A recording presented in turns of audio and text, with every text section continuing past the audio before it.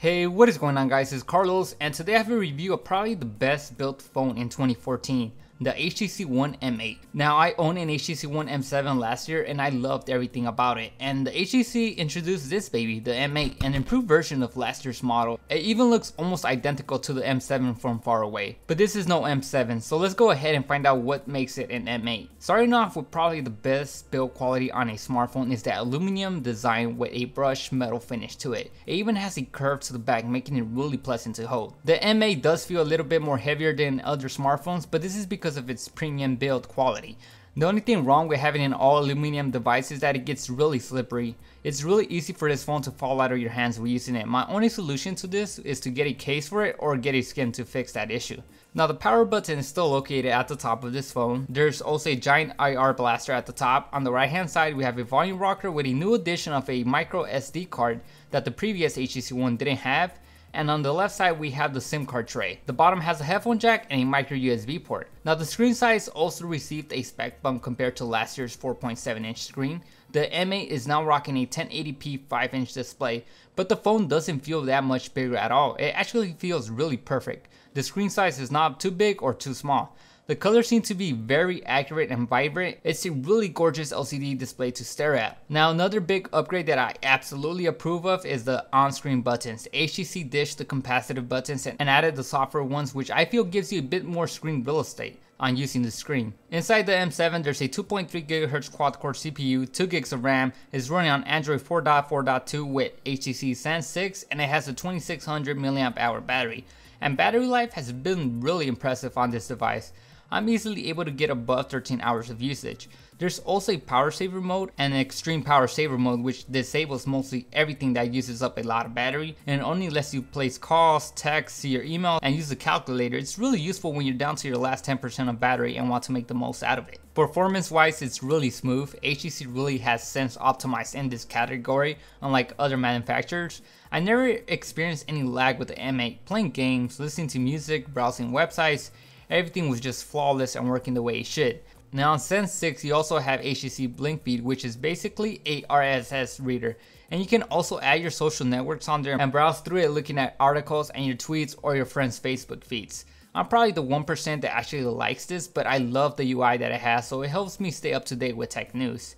So this is still a phone, and probably most of us forget that phones still make phone calls. I didn't really notice any major issue when making phone calls. Reception was really good. I went AT&T, so this could vary on your location and carrier. And for a speed test, I was getting really good speeds with 4G LTE. I never seen it dip below 10 megabytes in my area, but again, this varies on your location. Now something that I really hate is when manufacturers place the speakers on the bottom of their phones. But the HTC One M8 doesn't have no speakers on the bottom. Instead, they're right in the front. And that's why I love this device. I watch a lot of YouTube videos on my phones, and having dual front-facing speakers really immerses you right into the content you're watching. This is the best feature on this device. I still can't get over how amazing these stereo speakers sound on a phone. So the HTC One M8 is sporting a rear 4 megapixel camera, or simply yet a 4 ultra pixel camera, how HTC likes to call it, with a dual tone flash. Now you might notice that secondary camera at the top, but I'll get that into a little bit more later. Now I take a lot of photos with my M8, but for some reason I was really pleased with it. Some of the pictures felt a bit underexposed sometimes, and other times it couldn't get the correct white balance on some pictures.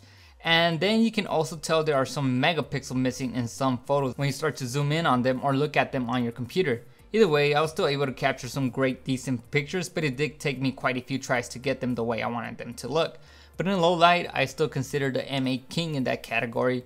Most of the pictures I took in low light really look good. They didn't have a lot of noise on them. So one cool thing HTC added in this is this secondary camera, which I was talking about earlier, which lets you blur out the background in your pictures you already took, which didn't quite work out for me. I couldn't get this effect to work properly. It would create that depth of field effect, but it still had other things in focus. It didn't blur them out completely. And for the video side of things on the HTC M8, it takes really good 1080p videos.